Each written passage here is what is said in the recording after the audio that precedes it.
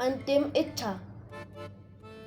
समय के साथ साथ राजा कृष्णदेव राय की माता बहुत वृद्ध हो गई थी। एक बार वह बहुत बीमार पड़ गई। उन्हें लगा कि अब वे शीघ्र ही मर जाएंगी। उन्हें आम बहुत पसंद थे, इसलिए जीवन के अंतिम दिनों में वे आम दान करना चाहती थी। सो उन्होंने राजा से ब्राह्मणों को आम दान करने की इच्छा प्रकट की। वह समझती थी कि इस प्रकार दान करने से उन्हें स्वर्ग की प्राप्ति होगी। परंतु कुछ दिनों बाद राजा की माता अपनी अंतिम इच्छा पूरी किए बिना ही मृत्यु को प्राप्त हो गई। उनकी मृत्यु के बाद राजा ने सभी विद्वान ब्राह्मणों को बुलाया और अपनी मां की अंतिम अपूर्ण इच्छा के बारे में बताया। कुछ देर तक चुप रहने के पश्चात ब्राह्मण बोले, यह तो बहुत ही बुरा हुआ महाराज। अंतिम इच्छा के पूरा ना होने की दशा में तो उन्हें मुक्ति ही नहीं मिल सकती। वे प्रेत योनि में भटकती होंगी। महाराज, आपको उनकी आत्मा की शांति का उपाय करना चाहिए। तब महाराज ने उनसे अपनी माता की अंतिम इच्छा की पूर्ति का उपाय पूछा। ब्राह्मण बोले, उनकी आत्मा की शांति के लिए आपको उनकी पुण्यतिथि पर सोने के आमों का दान करना पड़ेगा। अतः राजा ने मां की पुण्यतिथि पर कुछ ब्राह्मणों को भोजन के लिए बुलाया और प्रत्येक को सोने से बने आम दान में दिए।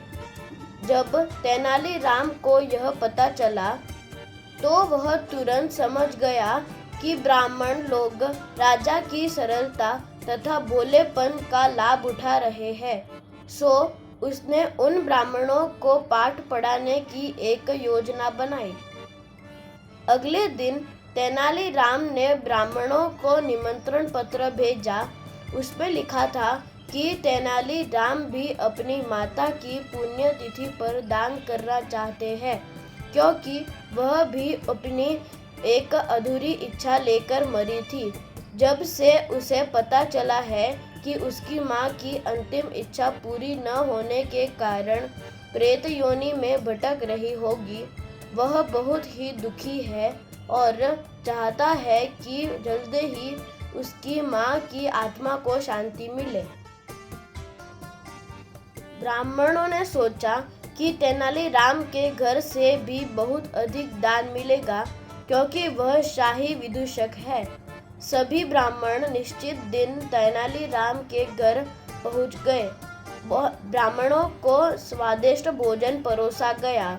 भोजन करने के पश्चात सभी दान मिलने की प्रतीक्षा करने लगे। तभी उन्होंने देखा कि तेनालीराम लोहे के सलाखों को आग में गर्म कर रहा है।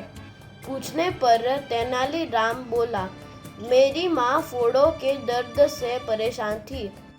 मृत्यु के समय उन्हें बहुत तेज दर्द हो रहा था। उससे पहले कि मैं गर्म सलाखों से उनकी सिकाई करता, वह मर चुकी थी। अब उनकी आत्मा की शांति के लिए मुझे आपके साथ वैसा ही करना पड़ेगा जैसे कि उनकी अंतिम इच्छा थी। यह सुनकर ब्राह्मण बौखला गए। वे वहां से तुरंत चले जाना चाहते थे। वे गुस्से में तेनालीराम से बोले कि हमें गर्म सलाखों से दागने पर तुम्हारी माँ की आत्मा को शांति मिलेगी। नहीं महाशय, मैं झूठ नहीं बोल रहा। यदि सोने के आम दान में देने से महाराज की माँ की आत्मा को स्वर्ग में शांति मिल सकती है, तो मैं अपनी माँ की अंतिम इच्छा क्यों नहीं पूरी कर सकता। यह सुनते ही सभी ब्राह्मण समझ गए कि तेनालीराम क्या कहना चाहते हैं। वह बोले, तेनालीराम, हमें क्षमा करो, हम वे सोने के आम तुम्हें दे देते हैं, बस तुम हमें जाने दो। तेनालीराम ने सोने के आम लेकर ब्राह्मणों को जाने दिया। परंतु एक लालची ब्राह्मण ने सारी बातें राजा को जाकर बता दी। यह सुनकर राजा क्रोधित हो गए और उन्होंने तेनालीराम को बुलाया। वह बोले, तेनालीराम, यदि तुम्हें सोने के आम चाहिए थे तो मुझसे मांग लेते। तुम इतने लालची कैसे हो कि तुमने ब्राह्मणों से सोने के आम ले लिए? महाराज, मैं लालची नहीं हूँ, परंतु मैं तो उनकी लालच की सीमा को देख रहा था। यदि वे आपकी माँ की पुण्यतिथि पर सोने के आम ग्रहण कर सकते हैं तो मेरी माँ की पुण्यतिथि पर लोहे की गरम सलाखें क्यों नहीं झेल सकते? राजा तेनालीराम की बातों का अर्थ समझ गए। उन्होंने ब्राह्मणों को बुलाया और उन्हें भविष्य में लालच त्यागने को कहा।